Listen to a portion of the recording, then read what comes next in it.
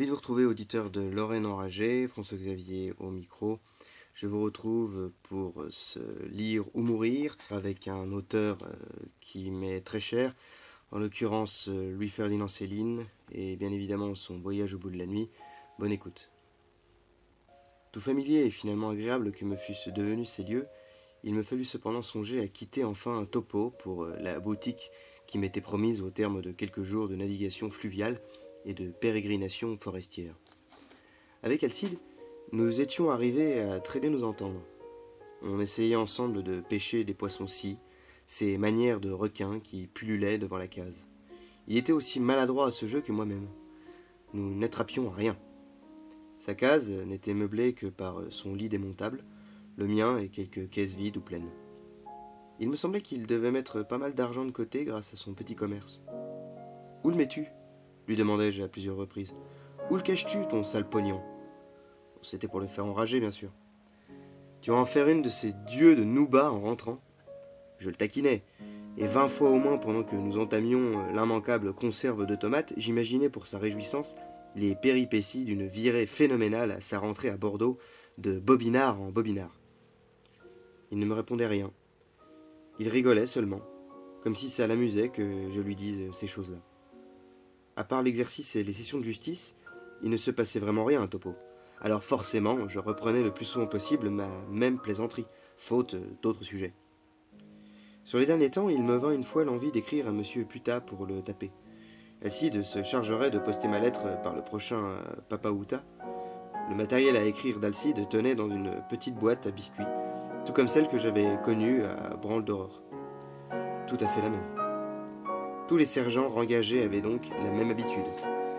Mais quand il me vit l'ouvrir, sa boîte, Alcide y eut un geste qui me surprit pour m'en empêcher.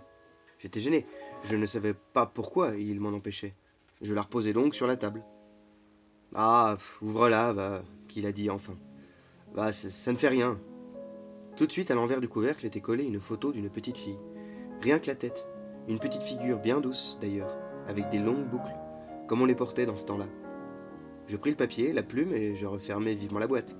J'étais bien gêné par mon indiscrétion, mais je me demandais pourquoi aussi ça l'avait tant bouleversé. J'imaginais tout de suite qu'il s'agissait d'un enfant à lui, dont il avait évité de me parler jusque-là. Je n'en demandais pas davantage.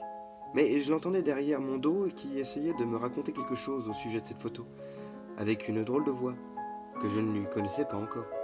Il bafouillait. Je ne savais plus où me mettre, moi. Il fallait bien que je l'aide à me faire sa confidence.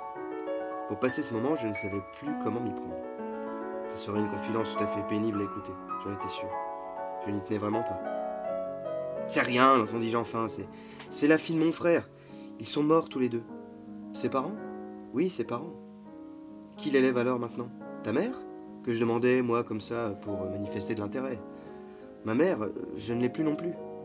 Qui alors ? Eh ben, moi. Il ricanait cramoisi, Alcide, comme s'il venait de faire quelque chose de pas convenable du tout. Il se reprit hâtif. C'est-à-dire, je vais t'expliquer. Je la fais élever à Bordeaux, chez les sœurs. Mais pas les sœurs pour les pauvres, tu me comprends, hein ? Chez les sœurs, bien. Puisque c'est moi qui m'en occupe, alors tu peux être tranquille. Je veux que rien lui manque. Ginette qu'elle s'appelle, c'est une gentille petite fille. Comme sa mère, d'ailleurs. Elle m'écrit, elle fait des progrès. Seulement, tu sais, les pensions comme ça, c'est cher. Surtout que maintenant, elle a 10 ans.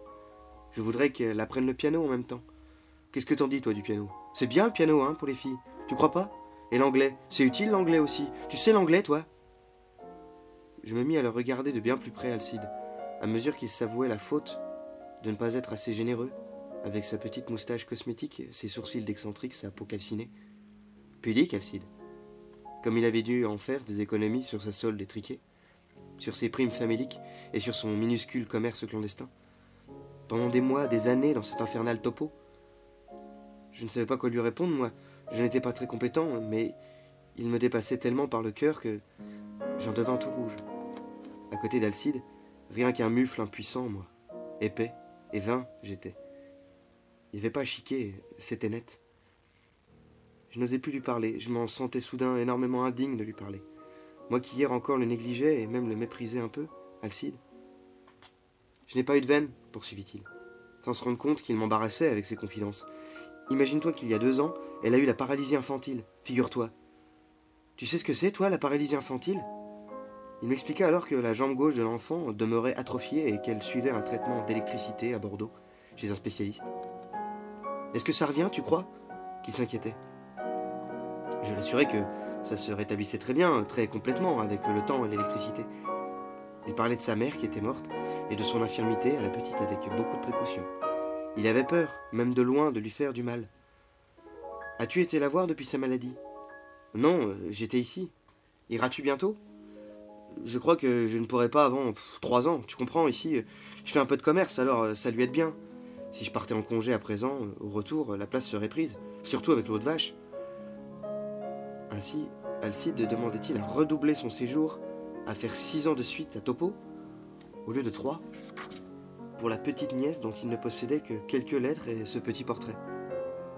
Ce qui m'ennuie, reprit-il, quand nous nous couchâmes, c'est qu'elle n'a là-bas personne pour les vacances. C'est dur pour une petite enfant. Évidemment, Alcide évoluait dans le sublime, à son aise, et pour ainsi dire familièrement, il tutoyait les anges, ce garçon. Il n'avait l'air de rien. Il avait offert sans presque s'en douter à une petite fille vaguement parente des années de torture, l'annihilement de sa pauvre vie, dans cette monotonie torride, sans condition, sans marchandage, sans intérêt, que celui de son bon cœur. Il offrait à cette petite fille lointaine assez de tendresse pour refaire un monde entier, et cela ne se voyait pas. Il s'endormit d'un coup, à la lueur de la bougie. Je finis par me relever pour bien regarder ses traits à la lumière. Il dormait comme tout le monde. Il avait l'air bien ordinaire. Ça serait pourtant pas si bête s'il y avait quelque chose pour distinguer les bons des méchants.